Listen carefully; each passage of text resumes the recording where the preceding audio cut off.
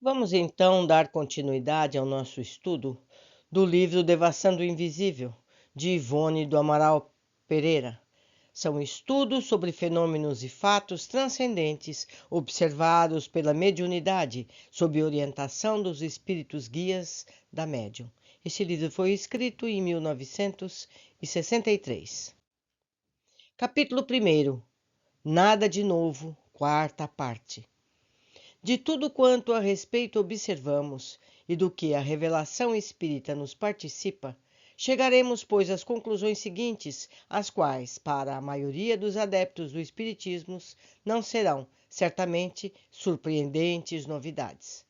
As construções do meio invisível são edificadas com as essências disseminadas pelo universo infinito para a realização dos desígnios da providência a nosso respeito, isto é, para a criação quanto seja útil, necessário e agradável ao nosso espírito, quer se encontre sobre a terra, reencarnado ou fruindo os gozos da pátria espiritual. Trata-se do fluido cósmico universal ou de certas modificações destes que se origina o fluido espiritual, do éter fecundado, fonte geradora de tudo quanto há dentro da criação, inclusive os próprios planetas materiais e o nosso perispírito. Daremos a essas realizações espirituais o nome que quisermos ou que a pobreza da nossa linguagem puder interpretar. O certo é que tais essências, tais fluidos, são tão reais, tão concretos para os desencarnados como os elementos do mundo em que vivemos os são para nós.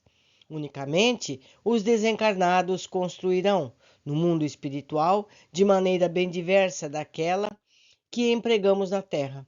No espaço, como aliás na Terra, a vontade é soberana, o pensamento é motor, é produtor, é criador. Reúne-se, por exemplo, um grupo, uma falange de espíritos evoluídos que resolvem criar uma comunidade social no espaço, destinada a acelerar seus trabalhos e iniciativas em prol do progresso e do bem comum. São espiritualmente homogêneos, dotados de elevadas capacidades morais, intelectuais e artísticas, além de serem técnicos no assunto. Seus pensamentos vibram uníssonos, do que resultam irradiações e movimentações poderosas, coordenadoras, intensas até ao deslumbramento e ao incompreensível para nós outros, os mortais inferiores. Estes já teriam programado o que desejavam produzir. Uma escola para a reeducação geral de espíritos frágeis que delinquiram nas experiências terrenas, um asilo ou um reformatório, um hospital para o reajustamento mental ou vibratório de pobres sofredores que partiram da terra, envoltos em complexos deploráveis, um palácio para reuniões solenes, uma cidade. A força motora dos seus pensamentos, poderosamente associados a disciplinados, irradiando energias cuja natureza das pessoas ainda não pode conceber, agirá sobre aqueles fluidos e essências e edificará do que antes fora delineado e desejado. Comumente, esse trabalho é lento e requer perseverança para o seu aperfeiçoamento. Será tanto mais rápido quanto maiores forem as potências mentais criadoras reunidas. Tais criações, tais como forem, belas, artísticas, verdadeiros trabalhos de ourivesaria fluídica, deslumbrantes, mesmo por vezes, obedecerão, no entanto, às recordações ou gostos estéticos dos operadores, razão porque se parecem com as da Terra, sem que as da Terra se pareçam com elas, como afirmou algures a ilustre entidade espiritual de André Luiz, pois que muito mais perfeitas são elas do que as pessoas julgam. Não obstante, somos levados a julgar, graças às mesmas observações a que nos conduz a revelação, que estas edificações não serão permanentes nem fixas numa determinada região. Serão antes móveis, transplantando-se para onde se faça necessária a presença da falange que as criou. Serão passíveis de se dissolverem sobre o desejo de seus criadores ou de se modificarem segundo as conveniências. Se essa falange receber em seu seio discípulos e pupilos, estes poderão tornar-se cooperadores, exercitando os próprios poderes mentais na criação de detalhes sujeitos ao veredito dos mestres, e assim progredirão sem saber, desenvolvendo forças latentes, evoluindo e se engrandecendo, pois tudo isso é caminhar para a perfeição. Tratando-se de entidades inferiores, dá-se idêntico fenômeno de criação mental. Não obstante, a diferença é impressionante na direção criadora, uma vez que estes operadores ignoram, sejam os ambientes que os rodeiam, criações de suas próprias mentes, pois que o feito também se poderá operar à revelia da vontade premeditada e intencional, sob o choque emocional da mente exacerbada, bastando apenas que os seus pensamentos trabalhem ou se impressionem com imagens fortes, como acontece com os suicidas, que vivem rodeados de cenas macabras de suicídio. Certamente que deseducadas, criminosas, muitas vezes dadas ao mal, com suas irradiações mentais contaminadas pelo vírus de 1000 prejuízos. Essas entidades se cercarão, no além-túmulo, de criações grosseiras, dramáticas, mesmo trágicas, que elas mesmas horrorizaram, pois que eivadas de todas as artimanhas e ciladas oriundas dos pensamentos inferiores, e reunidos tais espíritos em grupos e falanges, em virtude da lei de similitude, que os leva a se atraírem uns aos outros, terão criado, então, seus próprios infernos, suas próprias prisões, seus antros inóbeis, a que nada sobre a terra poderá assemelhar-se. E os criam servindo-se das mesmas forças motoras do pensamento, agindo sobre as mesmas essências, os mesmos fluidos, as mesmas ondas vibratórias do éter. Tais, porém, sejam as necessidades de interesse geral, essas regiões, e com elas os espíritos inferiores, seus criadores, serão localizadas num ponto ermo do invisível ou da terra mesma, temporariamente, a fim de que eles não se imiscuam nas pessoas e vislumbrem, na forja dos sofrimentos, o imperativo de regeneração e progresso. É a isso que os instrutores espirituais denominam invisível e inferior, porque nós outros precisaremos de alguma expressão, de um vocábulo para nos apossar dos ensinamentos fornecidos pelo espaço. Nós mesmas, as criaturas encarnadas, estaremos dentro de regiões criadas pelo nosso pensamento, além de permanecermos na crosta do planeta. Nossos pensamentos estarão estereotipados, concretizados pelo poder motor de nossas energias mentais, atuando sobre os fluidos sublimes em que mergulha o universo criado pelo Todo-Poderoso, embora não se trate de movimento tão intenso nem tão real como os que um desencarnado. Mas, ainda assim, é devido a isso que os desencarnados surpreenderão o que pensamos, o que são o nosso caráter e o nosso sentimento, nas nossas intenções e tendências, pela natureza das edificações, entre aspas, mentais, que nos acompanham. O reino de Deus está dentro de nós, asseverou o Cristo, e nós outros certamente poderemos acrescentar, e também o nosso inferno. Eis porque nossos guias espirituais, tal como a advertência invariável das filosofias religiosas, nos aconselham a educar nossas mentes, impelindo-as para nobres e elevadas expressões da alma, a que visam a guiar-nos para um estado vibratório futuro, no além-túmulo, que nos abrigue de desditas e vexames.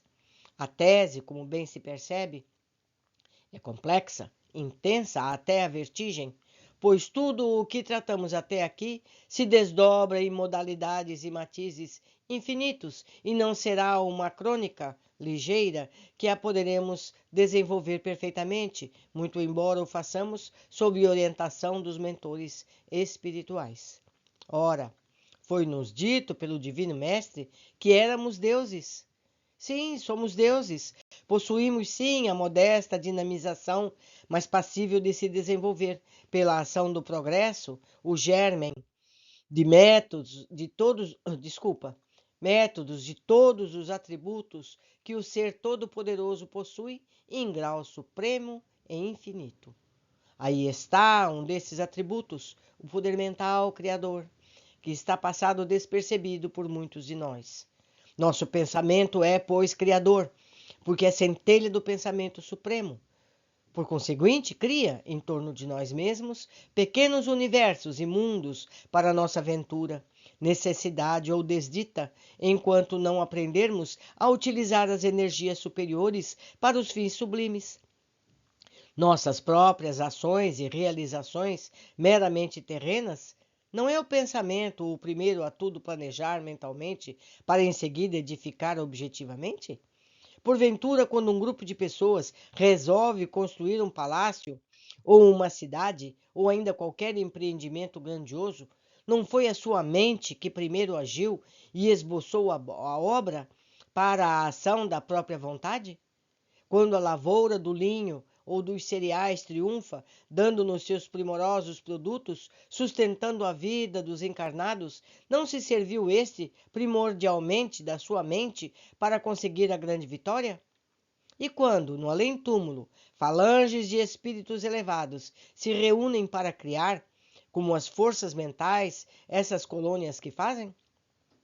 Estudam, habilitam-se, exercitam-se em aprendizados sublimes através dos tempos, até que um dia espíritos imortais, já glorificados pelo domínio de excelsas virtudes, sejam capazes de criar também um planeta, uma habitação para as experiências redentoras de uma humanidade em marcha para o progresso, tal como Jesus em relação à Terra no princípio das coisas deste mundo, dentro das leis da orientação da criação suprema. Tais estudos, todavia, pertencentes à iniciação superior do espírito e apenas vislumbrados no momento terreno pelas almas fortes, serão, de preferência, realizados na vida invisível, onde muito se dilatam as capacidades de compreensão da criatura. Mas dia virá em que a própria Terra tais conhecimentos serão banais, como banal é o estudo da geografia, pois efetivamente não passa de um estudo geográfico mais vasto, ampliado até a quarta dimensão, o estado fluídico transcendental. De posse de tão importantes cabedais, fornecidos pela nova revelação, é que o Espiritismo a que temos a fazer não é acoimar de ignorantes, intrusões e mistificadores os médiuns que os têm recebido do mundo espiritual, mas procurar estudar, investigar, devassar, a fim que a verdade se patenteie para proveito de todos, imitando os verdadeiros sábios e psiquistas como Allan Kardec, William Crookes, Frederico Myers, Leon Denis, Ernesto Bozano, Roberto Dale Owen, Arthur Fardley, César Lombroso, Alexandre Asakov e tantos outros luminares de coração simples, os quais o orgulho não cegou. Meus amigos, eu quero lembrar a todos para que observem. No passado remoto, a humanidade que existia na Terra não conhecia o fogo. Não é verdade? Um dia descobriram, aprenderam a usar o fogo. Antigamente não existia luz elétrica. Uma mente criativa nos forneceu a luz elétrica e depois a energia atômica. Hoje a medicina já fala das doenças psicossomáticas. O que é isso? São doenças que a própria mente fabrica para o nosso corpo. A mente é capaz de nos fazer sadios e nos fazer doentes. O que este livro está nos ensinando, simplesmente, é que o nosso poder da mente vai muito além de tudo isso. Nós criamos o nosso presente. Nós criamos o nosso futuro. Hoje já está em toda parte, aqui mesmo nos vários canais da internet, pessoas ensinando a criação mental, geralmente para ganhar dinheiro, eu sei disso, Mas essa capacidade pode ser usada para toda e qualquer criação. Nós começamos, como diz o próprio capítulo, a mentalizar as coisas. Se vamos fazer um prédio, a gente faz o desenho. Se a gente vai fazer uma receita, a gente planeja os ingredientes. A gente imagina aquela receita pronta. Não é assim? Nos planos espirituais se passa assim. Só que a matéria é sutil, é outra, não é essa que nós conhecemos. Então, meus amigos, vamos estudar, vamos aprender para que possamos no futuro tirar todo o proveito dessa competência. Por hoje ficamos por aqui. Aguardo a todos na continuidade desse estudo. Um grande abraço e até breve.